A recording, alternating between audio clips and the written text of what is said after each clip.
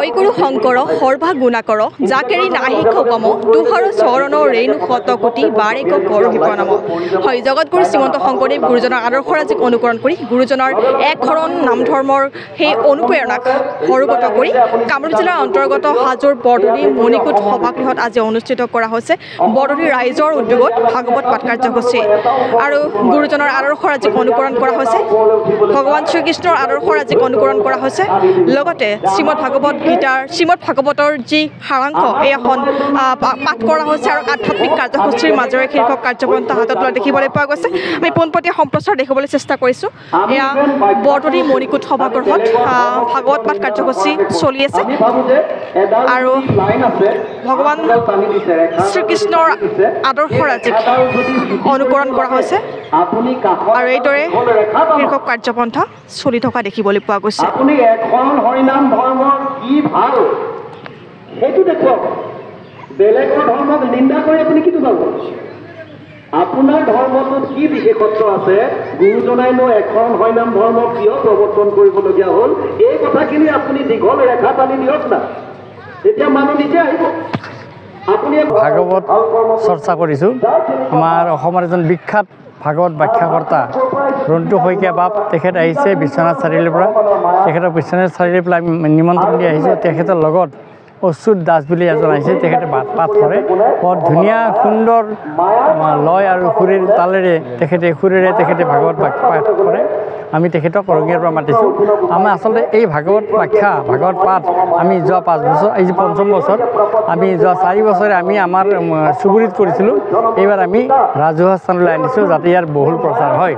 তাৰ কাৰণে আমি এই ৰাজহুৱা স্থানত আনিছোঁ আৰু ৰাজহুৱা স্থানত আনি আমি সকলো ৰাইজকে নিমন্ত্ৰণ কৰিছোঁ তাৰপিছত যি 200-250 মানুহ আহিছে তেওঁলোকে আমাৰ এই ভাগৱত শ্ৰৱণ কৰিছে এইটো আমাৰ উদ্দেশ্য হ'ল বিশ্ব শান্তি আৰু সকলোৰে মাজত যাতে ভগৱানৰ প্ৰতি আদৰ আৰু মানুহে যাতে সৎকৰ্মৰ প্ৰতি আগ্ৰহী হয় সেই আমাৰ প্ৰধান উদ্দেশ্য আৰু কিবা ক'বলৈ আছে মা আজি আমাৰ বৰদলি সত্ৰৰ মণিকূট গৃহ প্ৰাংগণত আজি এক ভাগৱত শ্ৰৱণ আৰু পাঠ অনুষ্ঠান কৰা হৈছে আৰু এই ভাগৱত শ্ৰৱণ আৰু কীৰ্তনৰ মূল উদ্দেশ্যটো হৈছে যে আমাৰ মানুহৰ মনত এক আধ্যাত্মিক ভাৱ জগাই তোলা ঈশ্বৰৰ যিটো দৰ্শন ঈশ্বৰৰ প্ৰতি যিটো ভক্তি এই ভক্তি অবিহনে এখন সমাজ কেতিয়াও সুস্থিৰ অৱস্থাত থাকিব নোৱাৰে আজি সমাজত দেখা দিয়া যি অসূয়া যি অপ্ৰীতি যি মানুহৰ মাজত ভেদাভেদ এই সমস্ত দূৰ কৰিবৰ কাৰণে মহাপুৰুষ শংকৰদেৱৰ সৃষ্টি হৈছিল আৰু এই মহাপুৰুষ গুৰুজনাই জাতি ধৰ্ম বৰ্ণ ভাষা নিৰ্বিশেষে সকলোকে এক কৰি একখন ভাগৱতী বৈষ্ণৱ ধৰ্ম প্ৰচাৰ কৰি আমাৰ মাজত যি নিজৰা বোৱাই দিছিল তাৰ মাজতো এতিয়া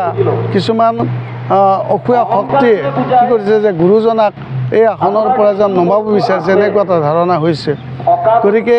গুৰুজনাৰ যি আদৰ্শ আৰু নীতি সি যাতে কেতিয়াও অৱদমিত নহয় মানুহৰ অন্তৰত কৃষ্ণ ভক্তিৰ ভাৱ জাগি উঠে সকলোৰে অন্তৰত যাতে ভক্তি প্ৰেম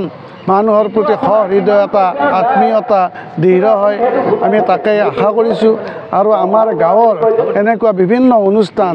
আধ্যাত্মিক অনুষ্ঠান আমাৰ পৰিচালিত হৈ আহিছে গতিকে এই অনুষ্ঠানটো পূৰ্বৰে পৰা প্ৰচলিত আছিল কিন্তু বহুলভাৱে প্ৰচলিত হোৱা নাছিল কিন্তু এইবেলি আমি সমূহ ৰাইজে লগ হৈ এই অনুষ্ঠানটো সমূহীয়াভাৱে সকলোকে নিমন্ত্ৰণ কৰি আমি এই অনুষ্ঠানত সহযোগ কৰিবৰ কাৰণে অনুৰোধ জনাইছোঁ যাতে সকলোৰে অন্তৰত কৃষ্ণ ভক্তিৰ প্ৰতি এটা ভাৱ জাগৃত হয় আৰু মানুহৰ অন্তৰ চুই যোৱা যি আমাৰ অচ্যুতানন্দ দাস বাপ ৰণ্টু শইকীয়া বাপ তেখেতসকলৰ মুখৰ যোগেদি আমাৰ মানুহৰ মনত যাতে ভক্তিভাৱৰ উদয় হয় তাকে আমি আশা ৰাখি এই অনুষ্ঠানটো অনুষ্ঠিত কৰিছোঁ এইখিনিয়ে সৰ্বা গুণাকৰ জাকেৰি নাহিক উপাম তুহাৰী চৰণক ৰেণু শতকোটি বাৰেক কৰহু প্ৰণাম জয় জয়তে প্ৰথমে আমি ভগৱন্তৰে